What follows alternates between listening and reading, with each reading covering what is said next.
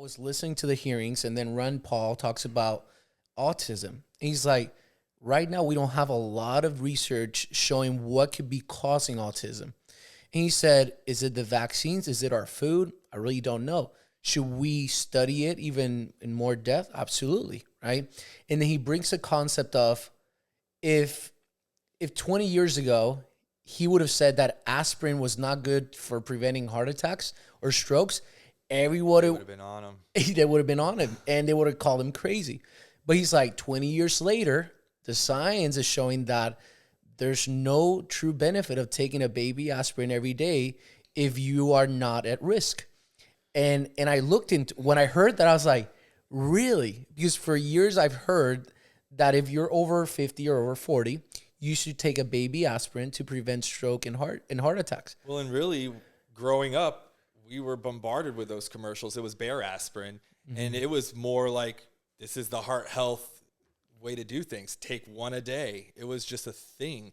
And it's kind of funny to me because they don't have, if they were responsible for the repercussions of their action, they may not be so quick to push these drugs without putting the proper testing in place. So what I mean by that is once we realized that aspirin wasn't as safe as we originally thought, what happened was they just kind of backed away silently into the shadows. You just stop seeing the commercials, you stop hearing about it, and they hope we forget about it.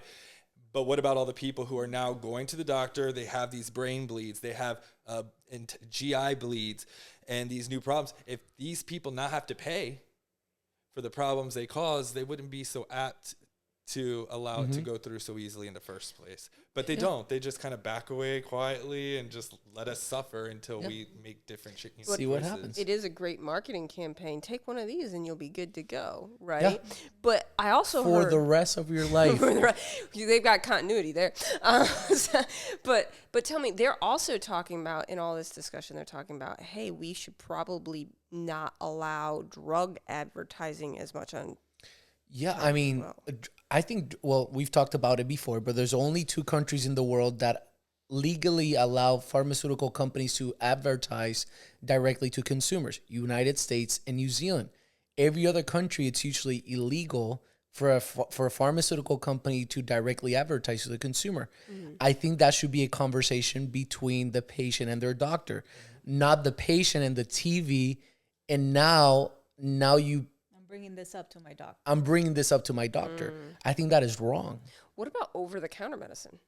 I think like Bayer, to your point. Which, by the way, just because it's over-the-counter doesn't mean it's safe.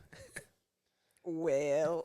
That's just as bad. And you have to remember, these companies have large divisions within their company who specifically focus on the colors that stimulate us to do what they want and the verbiage that they need to say. So they're manipulating us. At the core, it's all manipulation to sell their drug. Then they get you to want to then go to your doctor, and it's basically these people going, this is what I want. I'm seeing it out there. I heard on the news or on that commercial that I could benefit in this way, and I want you to give it to me. And when they don't get it, they leave and switch doctors to find one that will. So now these doctors have to worry about losing patients. So what do? They get real lax with their prescription pads. It's a problem. What do you think? Insane. I have no much to say. Yeah, I mean, the aspirin issue, it's, they still recommend, and this was actually a study, or they did some research. I think it's called the U.S. Preventative Task Force. Is that correct? Probably. Yeah, I'm pretty sure it's something like that. U.S. Preventative Task Force. And they're the ones that said, after 20 years of research and data, if you're healthy and you're not at risk for cardiovascular disease after 60, you shouldn't be taking these aspirins. Because if you fall, the risk of you bleeding out, it's way worse. Yeah. Having a brain bleed, way worse. Right. Gastrointestinal bleeding, way worse. Right. So if you're healthy, you're good. Now, if you're not healthy and you've already had a heart attack, or you're predisposed for heart disease, they said keep doing it. It does prevent after a second episode.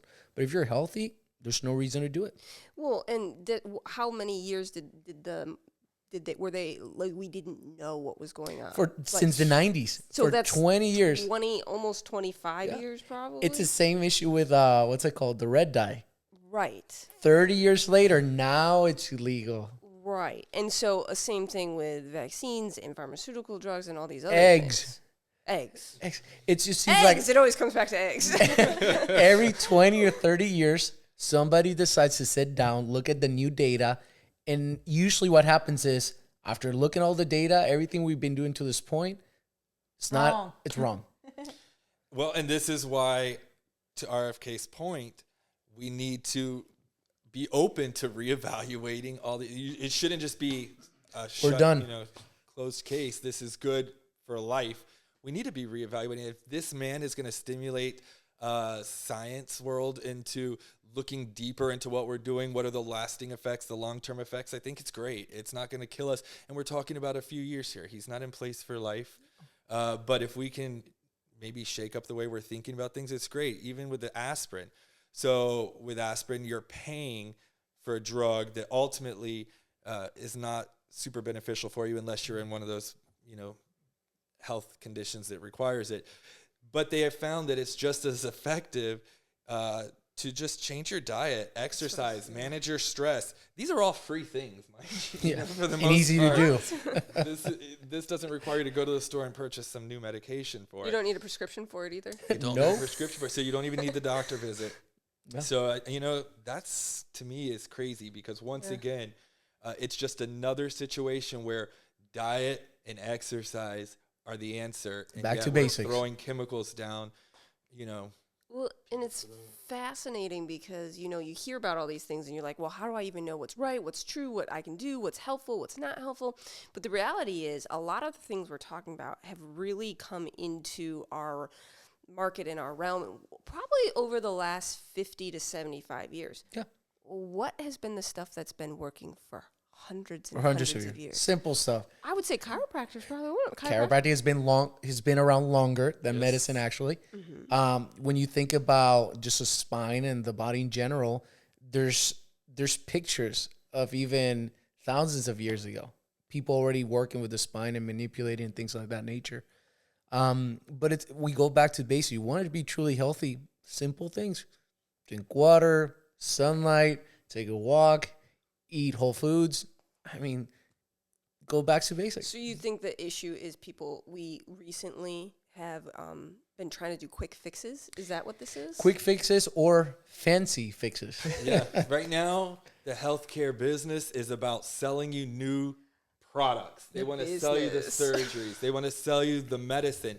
If your visit was based on outcomes, it'd be different. If I went to the doctor and I said, yes, I will pay this amount and I want to have a non-invasive method for taking care of this in a natural way and have a good outcome, then they can do that because they sell you the outcome. But right now it's just selling you the drugs that do the service, and that's a problem. Yeah, and you cannot, it's hard to fix chronic illness or a lifestyle issue by patching it up all the time. It's extremely hard. Unless you change your lifestyle, you'll never be able to get to the root of the problem at the end of the day. It's a constant fight because you're still doing the negative things that got you in the position to begin with. It goes back to Ozempic, right?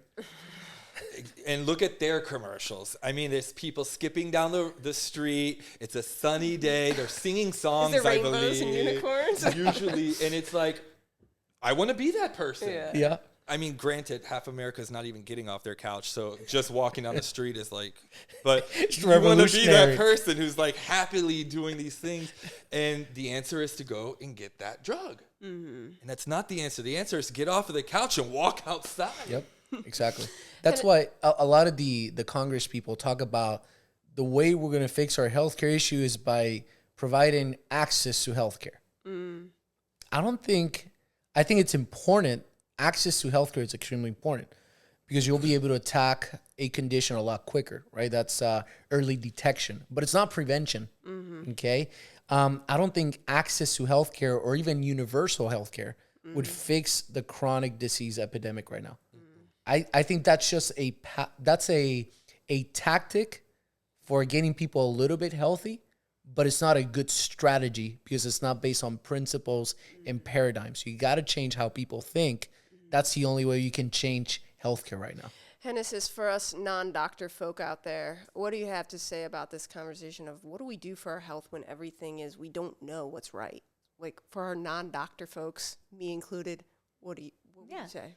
No, the only thing that I was thinking while you guys were talking and putting things together, I'm concerned about, I'm concerned about the media, the news outlets. Like, we're giving the platform, it seems that we're only picking one side and we're giving these people a platform. And then the minute that, someone has something to say that contradicts what the message that they're trying to portray, they're crazy or they're, they don't know what they're talking about. And that's concerning because I'll give you an example.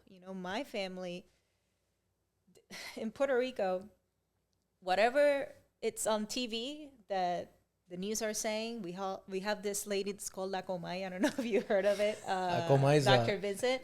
How would you... It's a doll. It's a doll. That sits in a throne that talks gossip.